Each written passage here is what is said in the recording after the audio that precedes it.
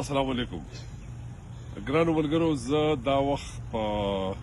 اټلانټا جورجیا امریکا کې موجود یم او د یو ډېر ښایسته شخصیت په کور کې موجود یو دا وخت زمونږ نوابزاده خونخیل موجود دی رحیم شاه خونخیل صاحب د هغې سره موجود یم زه راغلی یم دلته څه ادبي او ثقافتي او داسې تعلیمي هلې ځلې دي په هغې کې به انشاءالله چې وخت تېرو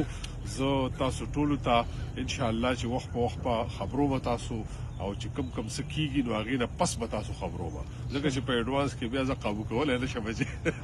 څنګه به قابو کوو کم ملګري چې په یو اس کې دننه دي هغې دپاره هم وخت په وخت باندې کوشش کوي د ټولو سره ملاقاتونه وشي کم پښتانه دي کم افغانان دي کم پاکستاني دي کم انډینز دي کم مسلمانان دي په مختلفو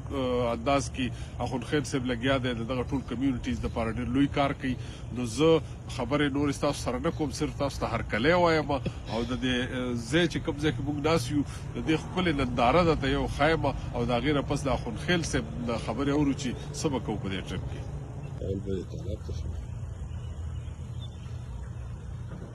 دا تاسو ګورئ دا د اخوندخیل هاوس تالاب دی په دې کې ډېر ښایسته تازه بیان هم دي او ډېر ښکلی ځای دی ډېر مزېدار تاسو ګورئ موسم هم ډېر ښایسته دی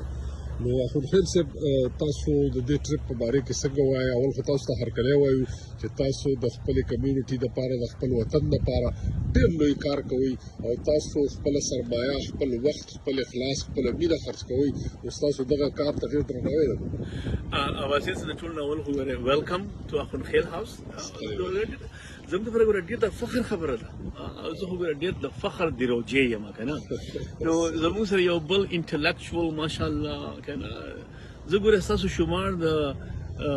غني خان او د رحمان بابا او د خوشحال خان خټک په لیول باندې کوم جی نن تاسو زموږ لپاره ورنن هغه رتبه ساتئ نو موږ خو ډېر زیات اکسایټډ یو جي تاسو راغلئ موږ له وخت راکړو او انشاءالله زه به اوس میلاویږو د خلکو سره موږ په اټلانټا کې سلک ټایم تیرو بیا به موږ ځو نیویارک ته ځي هلته کې به میلاویږو د ملګرو سره بیا واشنګټن کې به د خلکو سره میلاویږو انشاءالله او بیا کېدای شي موږ کالیفورنیا ته هم لاړ شو لیکن دا دی چې موږ ډېر زیات خوشحاله یم چې ما له ډېر زیات خوند راکړي که نه چې زما دیروجیان راشي زما پښتانه زموږ کور ته راشي که نه زموږ پاکستانیان راشي ما له ډېر زیات خوند راکوي نو ډېرې مهرباني انشاءالله سفر به جاري ساتو د خیر سره تاسو ډېره مننه کوو جي اصل خبره دا ده الله دې زموږ د خپل قام وطن او د انسانانو د ښېګڼې کارونه امين